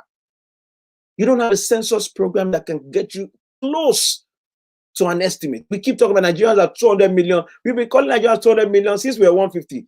When we were 150, just about 170, we might be 280 now. Then you are 200 million. We use the same number because we can't do the math. It's too much. It's too much. So I think when I look at that and I say, we can't even solve that. So what can we solve? And I think that's where the point comes in. So to generation, I continue to refuse to cut myself out of the NSAS generation. I hereby declare that I'm a member of Generation X. I don't know where the forms go. I don't know who I have to send the money to, the membership dues. Who calls the membership? I'm a member. Because nobody told me that the membership dues are only for certain people. So Generation X, I'm a member. I'm in the NSAS. Me too. I will tell the old people to sort of okay, it's our time. Today you're saying like, no, Nigerian Godfathers have been allowed to gain too much ground and acquire too much weight. And Femi, that's what I'm saying. Like, today, but I'm getting to the point. The point is this. What you just said is I was going together, but you got me there. Welcome. BCOY says Generation X. Welcome to Shagun. Says Gen X called Gen X Max. Kilo shave of boy. Shagun, please, if you don't want to join the Generation X, say for yourself. Me, I'm a member. That's all I know. I don't know. Nobody. Where are the forms? Where is the list of the members? Tell me. If my name is not there, then I'll leave. Show me the list of the members. If the name is not, then I'll go. Until you can show me that list, I'm a Generation X, I'm an Xer. I don't know how they talk, I'll figure it out. But BCOI says I'm welcome. Thank you, BC. BC, are you a member? I don't want to be validated by non-members. Please, BC, confirm that you're a member. Let me show you your ID card. Let me show you your ID card. But to your point, the issue is you said, you see, the magic word is what I was getting to. You said it quicker. Money. Money. Godfatherism rests very strongly on funding. Forget the juju that is added in the Yahoo Plus. That's a different conversation. But essentially, at the bottom of Godfatherism, sir, is wealth, the clout, the power, the position. All of those, most of those things rest on your wealth. The day a godfather falls out of favor and no longer has his wealth, that day is a dog father. He's no longer a godfather, he's a dog father. He's a father dog. No, he's a dog son, the son dog. It's money, right? This is this whole conversation. So the godfatherism is about we will outspend you, we'll bury you with money, and even the hiring of the thugs that they used to intimidate you is money, right? Thugs need money. Say, I want a nice boy. What you are saying is you want to spend money to pay for some boys. So the issue is if you can get to a place where you can outspend your godfather in your area, that godfather might decide that it's not worth it at a certain point. This is what so it's really rethinking the paradigm here. Basically said that one is no longer a godfather, is a hush dog. So let me get famous points. I say there are 3 Nigerias. Lagos, Abuja is number 1. State capitals are 2, and the rest. Life across the 3 thresholds are so different that you might as well be in that country. Most platforms are fortunate enough to experience only the first 2, but the majority of Nigerians live and exist in 3. I like that. I like that. You know, the people of present Nigeria understand this. They intentionally subjugate and impoverish that group of people, bringing them out only when convenient to do their thing. And that's it. So you need to localize this. We should stop fighting the national battle. I think this might be the way out. It's theoretical, but it makes sense. Plus, everything else has failed. It's a merger of things that I've said or believed. I wrote a paper on the concept of a local rejuvenation. Like if my street becomes the cleanest street, it doesn't have to be the richest, but clean. If we find a way, maybe by volunteering, we say this is our street, this is our area, it go clean. And then we get a few philanthropists to help us. And we get what we need. We get the roads we need. I am of the opinion, put it this way, when Fashola did the things he did in Lagos, many of us who were abroad, we stood up and took notice. Because many of us had imagined these things were not possible in Lagos. Small things like planting flower. This guy planted flower, and I was in my in New York. Flower, hibiscus.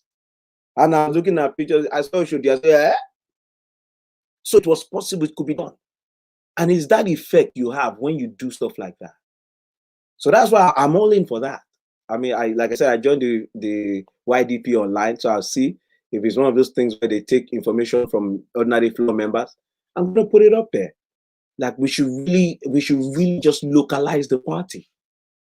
Just dominate the local government. Dominate with everything we have. Dominate it. Our numbers, our message, our cash. Pull all the international money. Pull it. You know, the godfathers have their cash, quite all right. But if we pull money and we pull resources, some of the things that they spend money on, we won't spend money on.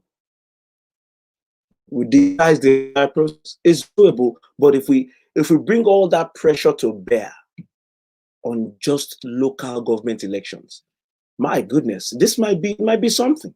I'm ready. I'm willing to try something, so that the memories and the struggles of all these people that are marching will not be in vain. Because that's where I'm at.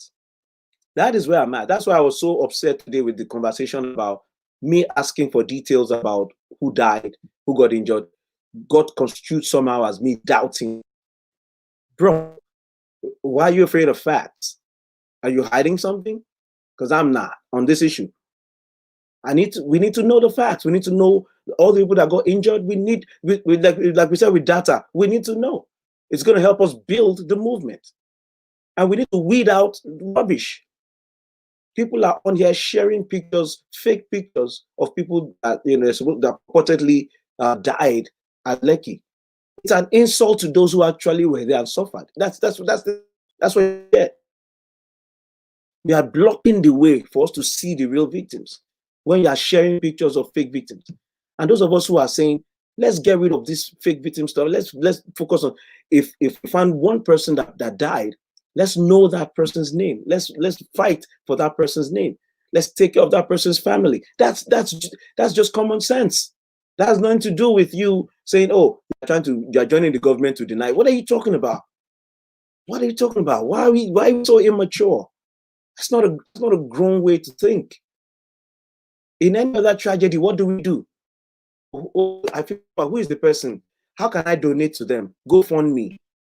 Don't you need a name? Don't you need to identify? It doesn't. This is what people don't get. It doesn't have to be. You don't need 100 people to die. This is what you're not understanding.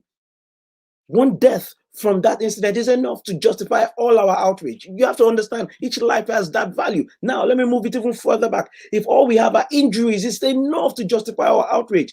Stop thinking like that. Facebook is making videos are fake, partly because fake ones are becoming indistinguishable from the real ones. I mean, that's the business model for Facebook. It's a private company. And that's what we're trying to talk about. If we get more real facts, real information out there, we can overwhelm the fakeness if we try, if we care. And that's what's going to help us move forward. That's what our plan has to be built on real stories. And don't come at me as if you have a monopoly on emotion. That's ridiculous. People talking as though they're the only ones that are hurt. Are you more hurt than the guy that got shot? What are you talking about? This is ridiculous. This is ridiculous. We need to get past that. If I ask you how many people were killed at Lekki, if you know, don't make it, but don't angry at me for asking for details. That's dumb. That makes no sense. That's not how we live out. That's not how you do anything else. Everything else we do in life, we try to get information. If you're going to go to a bank, you try to find out, are they still open? That's facts. It doesn't mean you're prejudiced against the bank. It doesn't mean you're prejudiced against taking the train. So let's get our facts together. Let's be strategic. Let's have a plan. And then let's be compassionate enough to know that we are all in this together. We are all in this together. If this thing works out, if Nigeria gets better, many of us it's joy. We have children that we want to be able to say, hey, you want to go to Nigeria for vacation? We have our ties to Nigeria are strong. Many of us were born and raised there. So it's not a question of trying to divide information. It's about, let's understand we need facts, we need strategy, we need a system. And I love what came out tonight. Like if the Young People's Democratic Party, which I think is the name of the party that's coming out of this EndSARS movement, if we can focus on local elections, just take over all the local governments in certain states that you have decided that in these states we're going to take over. This next 2023, forget presidential. In fact, forget governorship. Just forget. Why not? Because then you want to, if you want to go at, the quote unquote godfathers at the government level, then you need more money, you need more clout, you need more this, and you be spread thin. And that's what Mogalu, Showore, Rotary, that's what they ran into. Because on everything else, they were way, way ahead of all the candidates. What am I trying to say? Buhari couldn't answer a question at a town hall. That is not a presidential material. Atiku went to a town hall and said his friends can be rich and there should be no problem with that. Not to mention his own baggage. That is not presidential material. When people overlooked those things for those two older guys, and they were attacking Showore for being rude, I laughed in Swahili. I when I started, you have seen anything.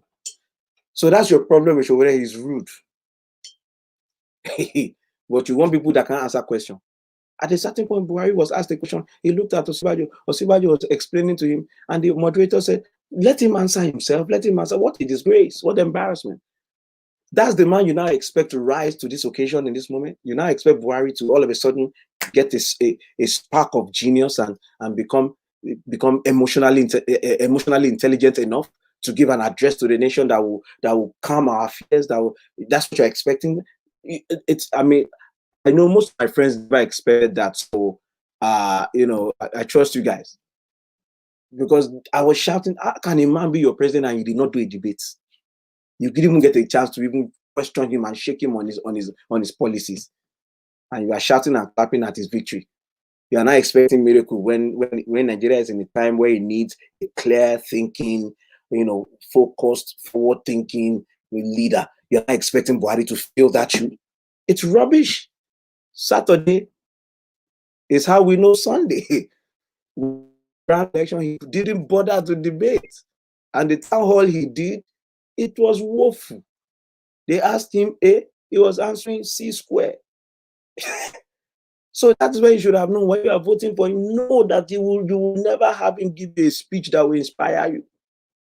It's not about his accent. It's not about how he talks. It's about what's here and what's here. No emotional intelligence, no awareness to address a nation at a time like this, and to skip over the one event that makes this address important. It's amazing. It's amazing. It's a gift in stupidity. Callousness is different. This is just stupid. It's unnecessarily. All he had to do, he could have easily said, we are aware of the events that took place, and we are currently investigating, and we shall see to it that justice is done. The phrase about Lekki would have removed the speech from rubbish to rubbish sense. Rubbish. Yeah, but guess what? Like I said, I put it on my post. He didn't disappoint me because I never had any expectations for him. Because he couldn't answer questions before he left. So I don't expect him to answer questions now. Shegun says he has nothing to lose. And he ain't good for another term. It's fine. I mean, it's not about him, Shegun. It's about everyone else. It's about everyone else. We deserve what we get. It's like America. Voted for a man who bragged about grabbing women's private parts. So listen, good luck with that. Whatever you get, you get. You already know what you're getting, right? That's the same thing with Nigeria. That's why I was so upset at the last election. I didn't think Chorel or any of those guys would win. I thought they would at least get a few more looks than they did. Like, I thought Nigerians suffered so much. Hey, bro, good night. Tunde. I'll see you guys. See you soon. Appreciate you coming up, bro. Appreciate it. Ladies and gentlemen, and it just reminded me it's about time to go. Shout out to Shegun Korodi. I don't know, Shegun, what are you still doing? Oh, are you in Abuja or Lagos? Stay safe. Oh. You say you're not Generation X. If I see you outside. Okay, yeah, it's never been on the pedestal, man. Like, it's rubbish. Sister Stella said, even the speech was not audible. Sister Stella, that's another level. It's one thing to hear and understanding and then realize he's saying rubbish. It's another thing a guy will understand it. Sister Stella, you're not good. He said it was not very audible. I had no substance. 2 problems. Oh man, we have suffered. Nigeria, we have suffered, but we have a chance. I don't want this moment to go. I feel like something can come of this. I had given up hope before, but I think that something could come of this. And if a political party rises up from this and they take over local government, and I'll be honest with you, I'm not looking for saints. I'm not looking for saints. I've come to understand that I'm not a saint, so I'm praying to God to help me. So I'm not looking for saints. I just need people with a different outlook. Some of our own names, governors in the past who were accused of embezzlement, but compared to other governors, they did well. And I said, the embezzlement is troubling, but I'm in a position to even doubt the embezzlement because of the work. You know, they did good work. If a government does good work and you tell me he's embezzling, I'm more inclined to challenge you and say, were you there? Right? But if a governor does nothing and I know he's getting allocations and he does nothing and I know that he's riding around, then you tell him embezzles. Yes, embezzles. You don't have to tell, I see it. So it makes a difference if you have someone with a vision. And that's why I want, if the YDP from the NSARS movement coalesces into something that just focuses on certain local government areas, and over the next 3 to 4 years after 2023, begin to, and as a matter of fact, wow, as I finish, I said last year, like, anyone who's going to 2023 for anything should already be making noise now. I said it before 2019, and that's one of the problems I have with them, Shore and all of them. You can't, if you're running from such a disadvantage against the incumbents and the godfathers and the gobs of money and, you know, the entrenched interests, you're going to lose because of the way the system is set up. I just learned, but you can't even start so late. So if this new movement becomes a party and they begin to focus, I guarantee you, certain local government areas, you can start building the schools now. Oh my, what a radical idea. Start building the schools in the local government areas that you want to take over. Start doing the work. Courtesy of YDP, a borehole project, YDP, anything that the government won't stop you from doing, because that's another issue. But I know there's some things you can do. Charity work, YDP, just do that joint. By the time election comes in 2023, people are already looking at you as the savior of this area. What do you want? And then make money available. Make money available. Take care of the people. You know, hey, Guy Phillips is in the building. Listen, we're just thinking out loud. Like, I want this NSARS movement to mean something. The sacrifices of those who were shot and those who were killed. Because we're talking about killing at Lekki, but people died throughout this period with the NSARS. And finally, let me appeal to those who are looting. And there's some people already carrying retaliation against DPOs, and I've seen some videos. I don't know how true, but it looks like it's authentic. Please, what can I say? It won't help, and it's not right. And don't become what you are fighting. And I'm only appealing to any of people who have conscience and who care. There's a category of people that are just criminals committing crimes. Criminals will crime, like I say. Looters will loot. It's in their blood, it's in their nature. There's nothing any of us can say to them that will stop them from perceiving the economic benefit of stealing. So I hope they're at something. I hope something happens to them that pays them back for their crime. But I'm saying when it comes to the people are already going to pull out DPOs. Even the picture of the commander that you said give the order, I feel like that if I wish there could be a process. I don't want a situation whereby somebody goes and attacks him or his family and kills him, and we don't even to know who sent him. It's like I want Nigerians. I hope majority of Nigerians will say no to the violence, no to the looting, no to the destruction. Like I said before, you are burning buildings and all that. Fine. Do you know whose building you're still building? Some of those people have come and said, no, Tinubu might be a shareholder, but no, but building is burnt. So the violence thing is it's bad for us because it sets us back. Violence and all the chaos makes it more likely that we'll get a state of emergency and we're back to worse than square one instead of going forward. And especially in light of those who have sacrificed their sacrifice, let's make it mean something, you know, by moving ahead and changing this system, one local government at a time if we have to, and then let the powers that be begin to wonder what's going on. And we use whatever it is, Generation X, Y, millennials, whatever you have that this period of time gives you an advantage, use it to overcome. And you know, we have hope. We have hope. You know, shout out to everyone who's in the fight. Our hearts, thoughts, and prayers are with those who died and those who were injured in the fight and at Lekki. And we hope justice is done. And you know, for everybody who's fighting, don't stop. You know, there's hope. There's hope. We can, you know, by grace with this. It's your boy JFK. Thank you so much tonight. It's been amazing. Big shout out to my boy Femi. Everybody online, you guys are amazing. Like I said, I'm going to be reaching out to you guys. We are going back to American elections probably next week. If nothing else happens that changes our focus, because the American elections are getting hot. They have caught Joe Biden doing what? I don't know. They're just catching him because that's the important thing. Just catch them. It doesn't matter if they are really doing anything. But the elections are going a certain way. We'll talk about it. Shout out to my people.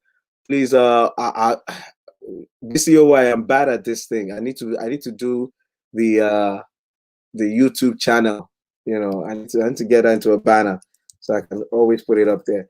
But ladies and gentlemen, we'll be moving to YouTube for the lecture special, and that'll probably be our new home for the rest of the programs. I hope you guys join me, go with me on that. And shout out to everybody. I see you online. I see you. It's your boy JFK. That'll be easy. Peace.